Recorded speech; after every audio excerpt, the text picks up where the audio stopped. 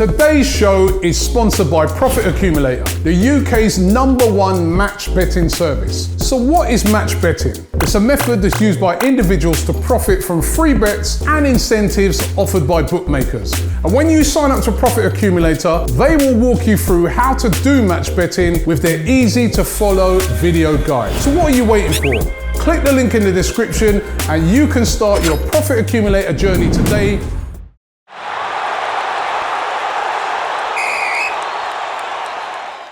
How's it going, people? Welcome back to AFTV. This video is sponsored by Profit Accumulator. It's the full-time show. We're back, same show, new host. I've got with me Cecil and James. Lovely to have you guys on board, and yeah, hope you guys take me in like Robbie. Yeah, absolutely, of course. Absolutely. I think we need some home truths after that defeat. And, we've got a lot to talk about today because, yeah, I've been thinking a lot about this game since Saturday night. It was. It came out of the blue, that result, that performance. I know we've had a mixed bag, but really since December I'd not seen a performance like that. So, you know, when you look at the lineup and you look at some of the key players missing, it's kind of the similar team that we had in that November-December run, and I think that goes a long way to tell us why that performance came about. Yeah, particularly Emile Smith-Rowe and Saka, but we'll get into it. Obviously, we've got the stat man here, we've got the iPad here, we're ready. Let's get into it first of all and talk about the starting 11. Let's take our minds back to that. Let's go into it. So we didn't really get to chat about it much. Obviously, just a quick look at the match stats really quickly. We were completely peppered for shots on target, shots in the box. I don't really want to go into them too much. I just want to show them for a sec to remind each other that 3-0. You know, sometimes they say the score doesn't tell the whole story. Yeah, it did. It does. Yeah. It was very much that. And then straight into the starting 11. What was your take, Cecil? Yeah, I wasn't happy with it, if I'm going to be completely honest. I really wasn't. I don't know what the consensus was upstairs when we were here at the studio, but for me, I've had my opinions on Holding for a while now. I don't think he's good enough to be in the back line, and he hasn't been consistent enough. I don't think he had a great game either. I know David Luiz may have been out, but I'd like to have seen Marian, and I know they're talking about this two left footers, but I think that is it's a poor excuse. Like, we have two left footers sometimes in the midfield. Like, so what if there's two left footers at centre back? I don't understand. It's something on that point. It's something I can understand a lot more. If you go with the two left-footed centre backs and something doesn't work, I can understand that you've taken that risk and it hasn't worked. It's something we haven't seen before. Yeah. Whereas Holding, seen. Luiz, seen, and so on for the defenders that go back. So you make a good point about I just feel like if you're this two left footer thing as well, back on that, like, that means if you don't want to play that, you must have a game plan. When I watched the game on Saturday, there was no game plan. It just seemed like we had nothing. We offered nothing. So I don't understand why. Well, my opinion, I wasn't happy with seeing Holding there. But, you know, that was one thing. Also, again, I still haven't been impressed with Pepe, and I know the fans are going to kill me and whatnot. They always say you've got an agenda, but I haven't really been impressed with him recently. I know, again, we're going to speak about it later, Saka and Smith-Rowe are out, but on that performance, I mean, and many performances before, he hasn't been consistent enough. He didn't provide anything, in my opinion, in that game. So that was another thing. But that was, so go on. The thing is, that's more, I don't think Arteta had much choice with starting Pepe because Saka was out. Do you think he would have started if them two was in, Saka and Emile? No, I don't think he would have. Yeah, which I suppose, you're right. You're right in what you say there, James. He kind of was forced to play Pepe there. And then lastly, I just want to quickly touch on it, Lacazette and Aubameyang. We're going to look at it again further on in the show, but I want them to fit in a team and play well. We did our starting 11s, me, you, James and Robbie, and our strongest 11. I had Aubameyang and Lacazette in. That's what I want to see. I think they're, like I've said it before, they're elite strikers. They should be able to play in the same team, but then they're not working. So do you feel like you want them in the same team because of the feel-good factor that they might bring? That's what it seems to be with us. Because I was there at one point too, we're saying like, let's get them both in. They get along off the pitch. I hear that. Yeah, there's definitely an essence of that, but it's definitely not just that. I don't want them just in there for the vibes. Definitely not. I think Lacazette offers something different than Aubameyang. He holds up the ball, brings players in, and we've seen that many a times with the youngsters getting in beyond him and him helping the team out. And I feel like that should work when Aubameyang's in the squad as well, but it doesn't. Yeah. I don't know why. And the only person I can look at is Arteta for that. And what type of striker do we need then? Or do we want? That's a great question. Because both Laka and Oba seem to work best when Emile, Saka, Odegaard are flowing behind them. we need a striker that can do it himself when called upon and needed, you know. 100%. You want, this could sound really harsh, you want a Lacazette who scores more goals. Because I think in terms of work rate, I think you'd find few who work as hard as Lacazette up front. In terms of his hold-up play, he's strong, he's a fighter. Troops kept using that word in his watch, and he's right, he's a fighter, Lacazette. But he just misses too many good chances. In fairness, he's been in pretty decent form since Christmas, but there's still always that one chance that, you know, he's definitely just a more informed Lacazette. And when you look at the rest of the lineup, I understand that there were injuries. Okay, Smith Rowe, Louise, Saka and Xhaka were out. 3 of them in particular are very progressive players in the way they kind of help build our attacks, Louise and Xhaka, especially from deep. But, you know, we wanted to see the Partey-Ceballos partnership. It's fair to say it didn't work. You know, I'm going to hold my hands up. I wanted to see it. It was a disaster. But also, one of the things that we'd been enjoying recently, I'm throwing my pen around. One of the things we've been enjoying was seeing a creator out wide. And I feel like having Aubameyang on the left was just Arteta trying to force him into the 11 when Lacazette's his informed striker. So yeah, I think he got quite a lot wrong, and I know hindsight's a wonderful thing, but he did really. Yeah, you're right in what you're saying about we need a Lacazette that scores more goals, the kind of striker we need. But I also think what he does so much for the team. But when I watched on Saturday, you saw Lacazette and Aubameyang, and they were so deep all the time. Yeah, they were so deep all the time. They were getting involved in duels in basically on the edge of our box, and that's not where you want to see them. So we do want a Lacazette that can hold the ball, bring other players in, but also, like you said, a goal scorer, and that's a hybrid of a striker, and they're hard to get hold of. Haaland is the example of that. He can hold up the ball, he can bully people, he can score, he scores goals. But Arsenal, we should be going for a player like that, but will we? Yeah, that's the issue here. So what would you have done different? You said about creativity on the left. Would you have gone with Martinelli with Emile Smith Rowe out then? Yeah, listen, I know that the options weren't great in fairness, but I'd have gone for Martinelli. You're going to kill me, everyone, but I would have gone for Willian over Aubameyang. I'm serious. I really would have, because at least he fits the mould and profile of the players that have been doing well out on that left-hand side. And what show were we talking on where we said we found a bit of form. When things get tricky, I want to see Arteta bring in like-for-like players. Yeah. Don't start... So, listen, I'm a hypocrite. I wanted to see Sebastian Partey. But if you're going like-for-like, then El Neni should come in for Xhaka. And that's where I think Arteta got wrong. You could even question why Tierney was played 3 international games, gets injured. Okay, these things can happen. And if he weren't starting, I'm sure we'd all have been complaining. But I looked at our approach to the game and I was thinking, are we even going for this? Like, do we even want to win? It felt like we were there to go through the motions, and ultimately the result kind of showed. I'm surprised he went with the strength he went with, considering, like you said, with Tierney, considering our focus is Thursday, Slavia Prague. I'm looking at the team here and the bench, and that is the strongest team he pretty much could have put out. Maybe you might have an argument for Cedric instead of Chambers. I was going to say that I would have put that. Only quickly just touch on that is, I come for Pepe quite a bit, but I've seen Pepe have a good game with Cedric behind him. So I don't know why Arteta put in Chambers there. I think Cedric and him worked well together. I think Cedric, when he plays, the person that plays in front of him normally has a good game anyway. So if I'm going to be completely honest, so I don't know why Chambers was in there, but carry on, Tony. Ultimately, this team should have done more. It should, that is it. It should have been far more competitive in this game. Yeah, you say that, but ultimately, I think we're not too surprised by this result either. Even though it did come out the blue, like you said, considering what we've had this calendar year, it's always around the corner with the current crop of players we have. Kieran Tierney, he came off obviously just before.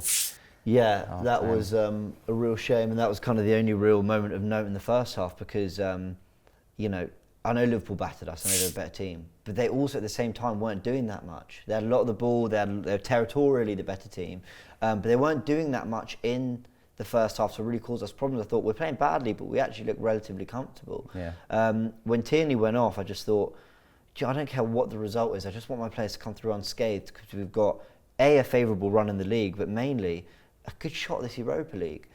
And now we've got, you know, we're going to find out, we know Louise is out for a couple of weeks, and hopefully Tierney's isn't too serious. You made a good point about our performance in the first half. And on one hand, we can debate about going into the game on our approach. And I think we all agree that the approach Arteta went with, a bit too hesitant. You know, we wanted to be on the front foot a bit more.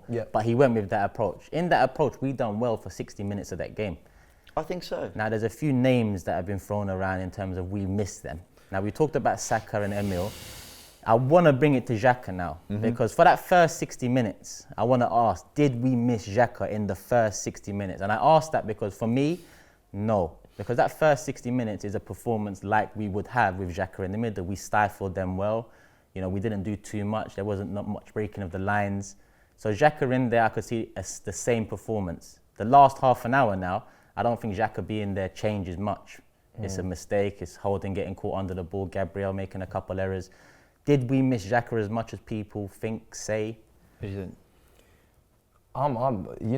You guys know. I say no. I don't think so. The only reason why I say that as well, I don't know what I'm going to get with Xhaka. Yeah. I never know. So, are we going to get the Xhaka that's going to help boss the midfield and get the play forward and be exceptional, get on the ball, or are we going to get the Xhaka that has a bad game, stifles defence in the sense of he drops back in and makes things worse, and he's not creating nothing for the team. And if I'm honest, I've seen that more than I've seen the better side of Xhaka. So I'm not going to say we missed him. I spoke to fans as well in their fan cams after, and the only two names they were saying was Emile Smith-Rowe and Saka. No one mentioned Xhaka as well. So I don't think we missed him, and if we won as well, I wouldn't be saying, or if we drew, I wouldn't be saying, oh, if Xhaka, it might have got over the line if Xhaka was there. Yeah. You're going to call me crazy. Oh no, you're not. I think we did miss him. I do. And by the way, and you guys know I'm not his I'm not their kind of one of these blind Xhaka fans. I've been very critical of that, but I think we did miss him. And the reason is, while I was really excited to see Ceballos in this game next to Partey, I thought he looked a headless chicken a lot of the game, running around, just chasing, just trying to have an impact. And look, I respect and I love that he's trying to do stuff. You can see that the effort's there.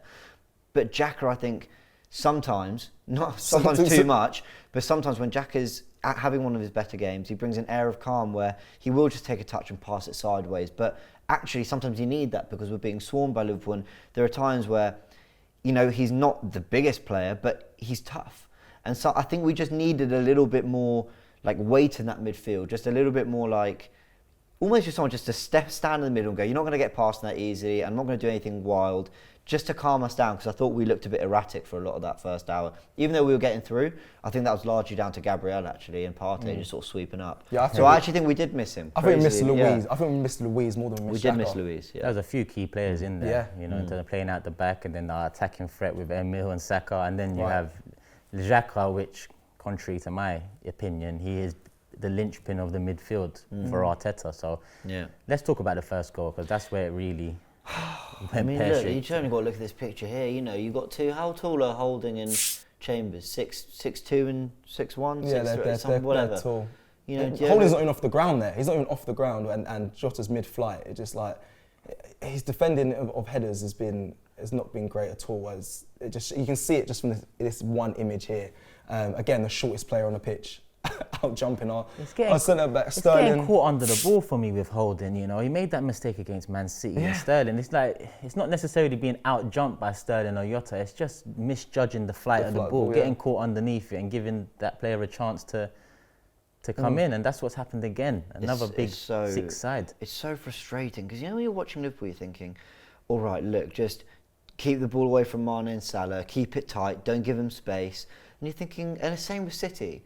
We've been outdone by a cross into not even like Laporte or a Van Dijk, and with all due respect to Jota, great player and a great finisher, but it's so disappointing. I'm gonna break it down a little bit. This is the one goal we are going to break down. Salah's got the ball, and clearly there's a bit of man-to-man going here because Cedric's come to press Salah, and Aubameyang is the one tracking Trent Alexander-Arnold, who at this point is coming back from an offside position. I want you to watch Firmino and Partey, because I don't know, I want you to chip in here about whether maybe Partey's got to take some blame here. But Firmino runs off the shoulder of him whilst that ball goes wide to Trent Alexander-Arnold. And Partey's not tracked his run, but what that means is Gabriel is following Firmino. Yeah. Now in football, you say I'm passing him on, yeah. You pass him on. So I don't actually think it is Partey's fault, but I want to raise the question. But when he goes, by the way, I think it's a pretty poor attempt from Aubameyang to block Trent's cross. But I will say this. I thought he had a really bad game, but he did work really hard. He was always getting back. He was always trying to track back. That's not his natural game, so I do feel for him. But anyway, he doesn't really get close to Trent Alexander-Arnold. But when Firmino makes that run and Gabriel's going with him, Holding's really got to know, okay, so I've got one man to watch here because Firmino's gone. I know this all happens really quickly, but it's what you do at the highest level.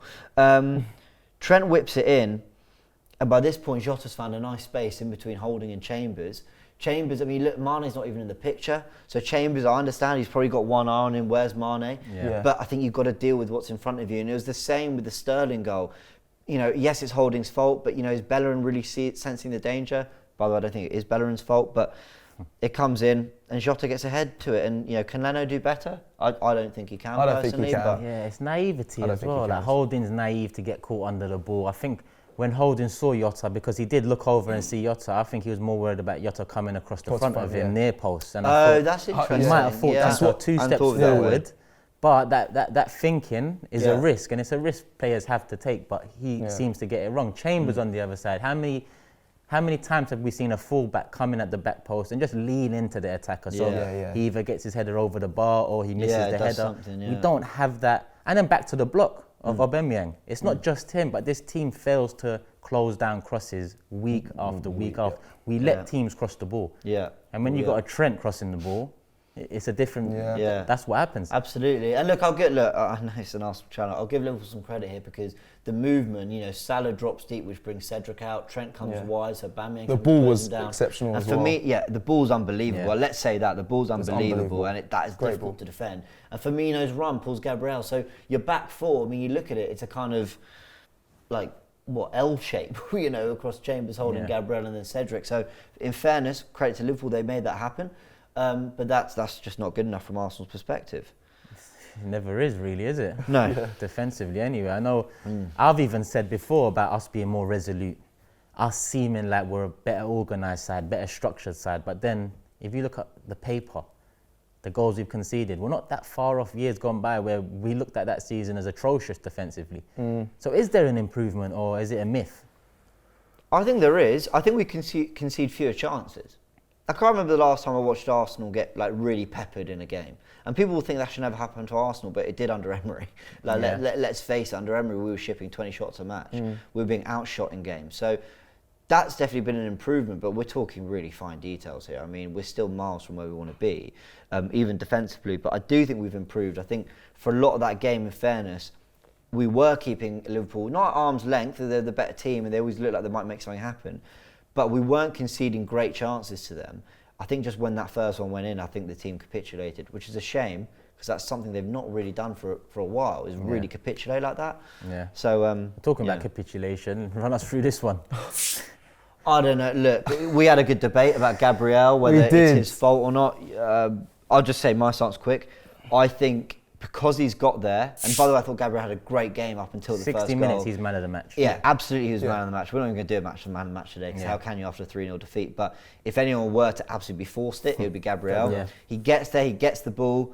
You think it's bad luck, I know you're going to talk about it. I think when you got there, you've got there now. You've won it. Get rid of it. Gravity's on your side. You're on the floor. You wait all day. Get rid of it. But you think it's... I think it was bad.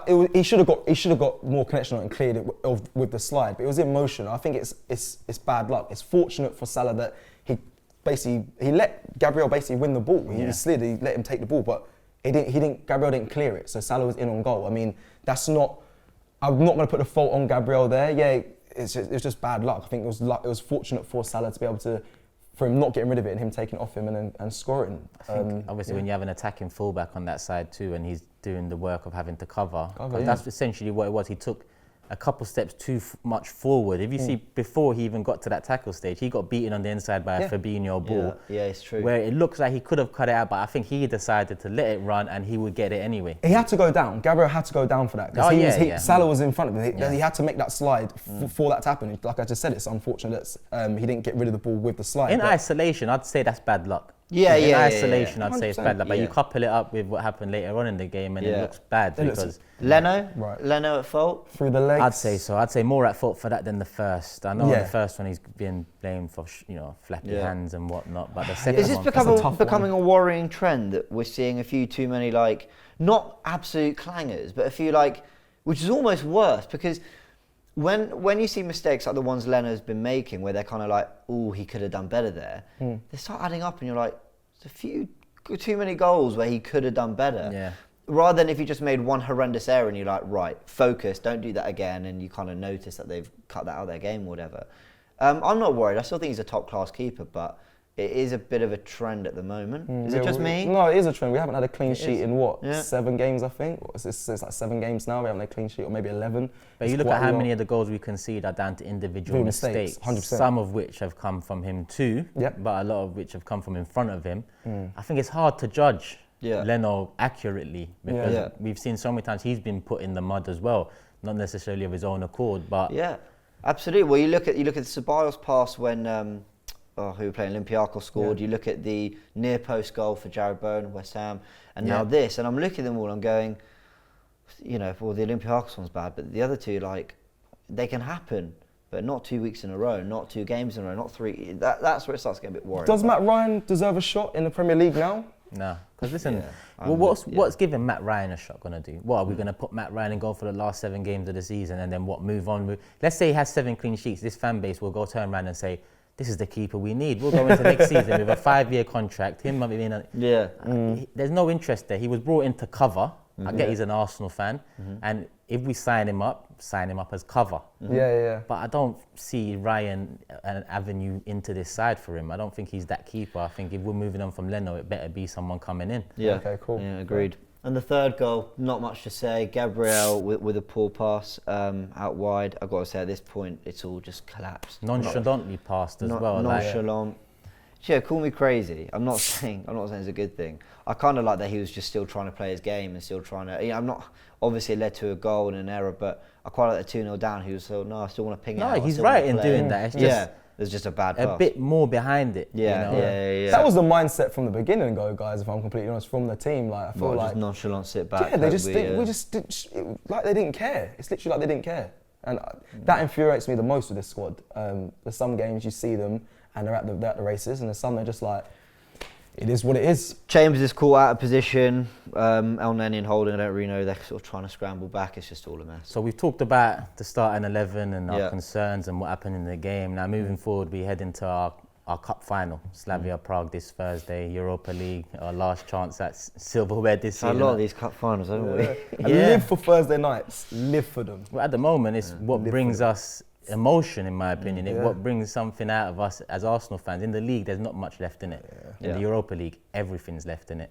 What changes do you expect to see? Considering you went with a strong team against Liverpool and we capitulated, what changes do we expect to see now? Are we relying, James, and Turkish on the youngsters to really save the day? Is that what we need? Again? Yeah, we are, man. That's the reality. We're relying on Smith Rowe and Saka. That's not where Arsenal Football Club should be, and great for them. It shows how important and how well they've done since they've stepped in. But absolutely, if they're fit, they come into this game. If Xhaka's fit, he comes in. Luiz, okay, we know he's not going to have, so there's an issue at centre back there. Cedric's got to come in. Well, Bernal, I was going to say it right back, but now if Tierney's out. Bellerin's back. Yeah, I think Bellerin starts at right back and Cedric starts at left back. And he goes with Holding and Gabriel. It's probably what he's going to do. But he's got to get back to that identity of, okay, it's 2 holding midfielders, Partey and Xhaka, and then 3 creators behind a striker. And I'm sorry, it's crunch time now, Arteta. It's got to be one or the other, innit? Absolutely, I back this guy, but pick your man. Is it Aubameyang or is it Lacazette? Do you want the guy who's going to drop in, link with midfield, and your runners come from Pepe and Saka out wide? Or do you want someone who's going to stretch the back four? You know, Aubameyang has had success doing that against Leeds, against Benfica, the little nice chip goal from Saka's through ball. He's had success playing off the shoulder. So let him do that with creators around him, because Aubameyang had a poor game, but I felt sorry for him, actually. One of the few games where he's played bad where I actually thought, but this one isn't really on him. Yeah, it's not. And then the left-back situation doesn't help with Tierney's injuries, because there was a time last season when we looked at Tierney and Oba on the left and said, they're forming something there. I remember Tierney used to play the ball over the top, Oba off the last man, spin-off, space, attack. We haven't seen that so much this season because of inconsistency from Oba and Tierney's injuries. So I guess that plays a part too. Yeah, Oba's not really, just on that as quickly as well, he's not playing on the last man anymore. Yeah. That's a change in his game, which has affected his goal scoring record this season 100%. On Saturday, he was literally dropping deep the whole time. I didn't see him once try and come off the last man off his shoulder. And that's the biggest part of his game. So that's what's infuriating me. And I don't know if Arteta's put that in, he's trying to change that of his game. I don't think he would want to change that because that's his best outlet. So I don't know, that's a problem. The attacking forward we might see, I would like to see probably Odegaard in the 10. We might see Smith Rowe back out on the left if he comes back, if he's fit, and then Saka on the right. And if I'm honest, again, like you just said there, James, Arteta's got to pick one, and I'm going with I would want Lacazette up top in that game, and for the first leg. I think it's about combination. I think Lacazette works best with an Emile Smith role, pass and move. Yep. And then Oba, I was very impressed with him and Martinelli on the left because they'd interchange a lot. Martinelli will float in, Oba will come out. I was impressed from the, I think, 2-3 games they got together. That's what I'd like to see against Slavia Prague. Martinelli on the left, Oba up top. Depending on injuries, Odegaard, Saka comes back and Emile might come off the bench. I'm not sure how deep his injury is. Xhaka, I guess he comes back in, the linchpin. The main man, he's the one who makes us the saviour. Wow. I've got to say, the one thing I really want to see from Arsenal against Slavia Prague that needs to improve from this game, and really from the West Ham game and the Man City game, is you go in with a very clear, from the first minute, you know what the game plan is. And in fairness, I think Arteta over his year and a half at the club has actually done quite a bit. I think more often than not, I am seeing Arsenal going with a game plan. But against Liverpool, I just felt, are we sitting back? Are we parking the bus? Or are we taking the game to them? We kind of did neither. Yeah. Same with the City game. And West Ham, really, that first 20 minutes, half hour as well, you're thinking, what are we trying to do here? Are we trying to limit them? It's like we weighed them up for 90 minutes. You're meant to weigh them up the first 20 and decide, but it's like we're weighing them up for 90 minutes or until we concede. That's exactly what it was. That's exactly. They were toying with us. They scored and they said, all right, what are you going to do now? That's exactly what the performance looked like. We still weighed them up. 89th minute. Let's see what they're going to do. We're 3-0 down, lads. Yeah. So it apparently takes for us to go 3-0 down to kind of figure out what we want to do. But against Slavia Prague, it's got to be a fast start. North London derby start. Chelsea at home start. That's how But Cup final type of start, show us that you care type of start. But this, I want to quickly just touch on this as well before we move on. That I said the same thing. Liverpool again was wearing them up the whole night. Same like I said at City there. Like we seem like we were waiting. This is a thing of Arteta now. In the league, the players don't seem like, in my opinion, what I've seen so far, they're up for it straight away. And as a manager, you're supposed to motivate your team to get them to go out and be firing. Now, we say in the games, I've watched them in the cup games, the Europa League. I think, okay, the boys seem up for it in these games. But is that because of the manager, or is that because it's a cup game and the players are up for a cup game because they know this is the final bit of silverware they're in for? What do you think? I don't know. I think the players have a cheek to have to link their standards in their game to a cup final, and they've brought the club down to where it is, along with the board, ownership, manager, all of that. They're part of this.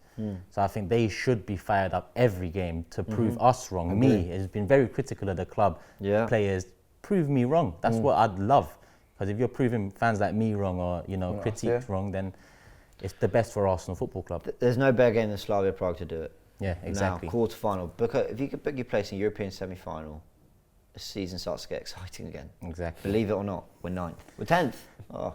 Yeah, can't even keep up with it. But Cecil, James, love for obviously coming on. This has been the Full-Time Show, people, sponsored by the Profit Accumulator. I hope you guys have enjoyed. Make sure you leave the thoughts in the comment section. Like, share, subscribe, all of that. Description below has the link for Profit Accumulator. Love, people. We're out.